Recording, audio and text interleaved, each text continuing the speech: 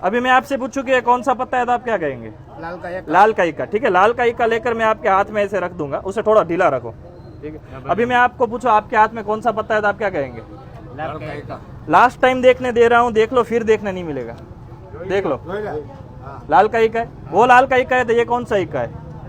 चौखट का इक्का है, ईंट का इक्का है। अभी बहुत ध्यान से देखना मैं क्या करने वाला हूँ। मैं ईंट का इक्का रख कर लाल का इक्का निकाल लूंगा, लेकिन यही चीज मैं स्पीड में करूंगा। मैंने चेंज किया है कि नहीं, आपको मुझे हाँ या ना में बताना है।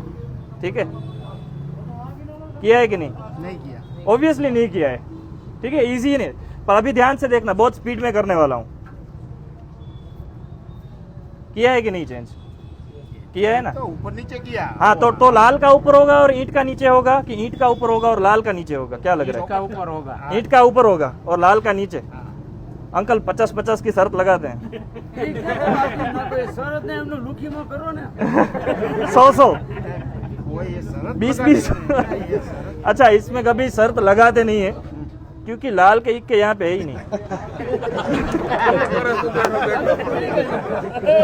બેઠો બેઠો કરે શું તું? મોટા બે પના ક્યાં નહીં ખાતે?